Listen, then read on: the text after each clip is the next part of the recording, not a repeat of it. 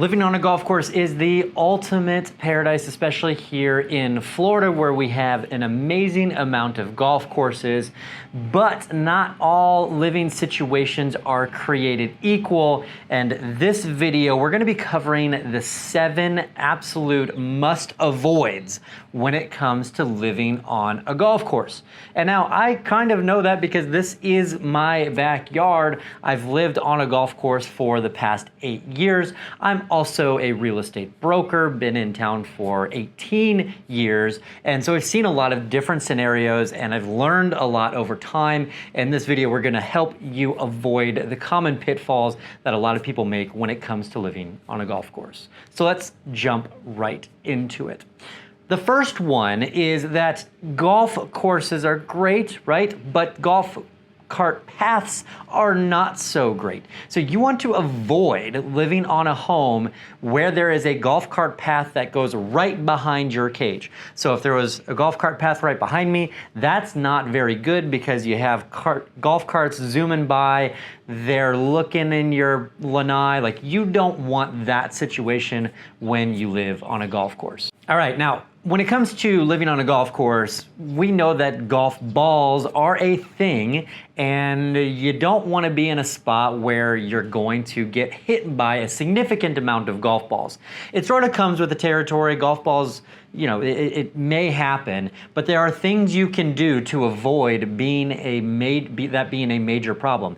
And the reality is there's been plenty of lawsuits around these things that if you live on a golf course, you are taking on the liability of getting hit with a golf ball on your home, because it's an inherent risk by living on a golf course. And so you want to do everything you can to avoid situations where it's going to make for you having a bigger exposure to getting hit by golf balls. And so here's 2 additional things to avoid. Number 1, you really want to avoid living on the right side of any given golf hole. The reason why I say that is because most golfers are right-handed, and most golfers who have a bad shot tend to slice the ball more than hook the ball. So a right-handed golfer would tend to hit a bad shot off to the right. And so you want to avoid being on the right side of a golf hole and preferably live on the left side of a golf hole. Now, the next thing to avoid along these same lines is the distance from the tee box to your home.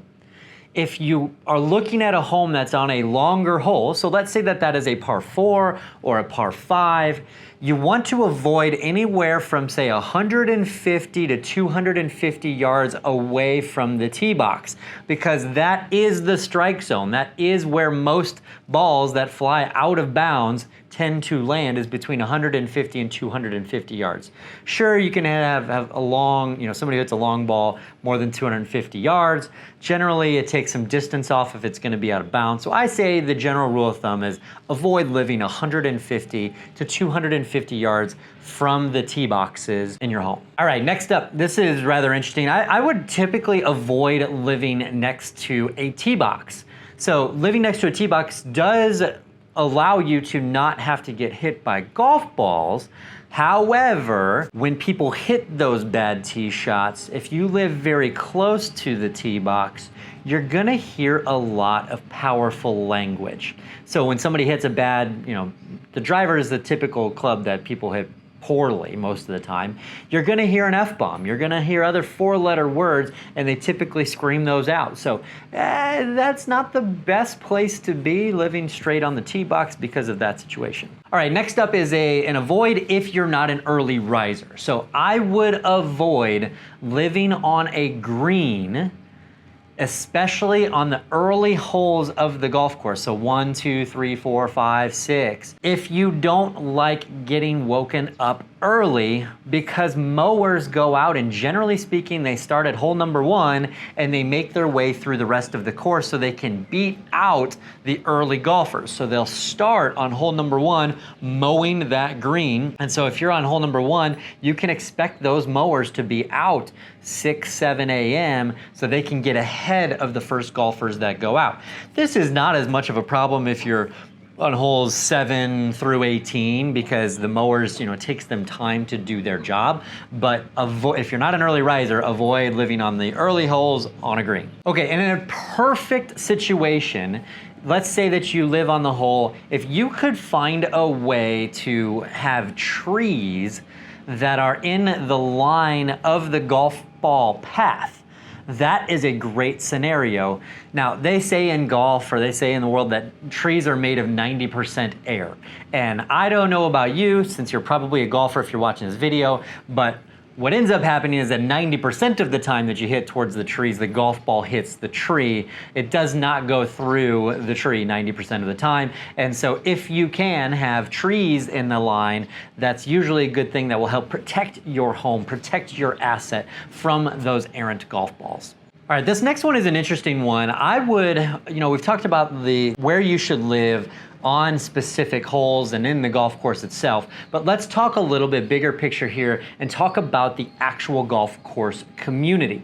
Now, as we mentioned, we buy in a golf course community for the lifestyle that it provides.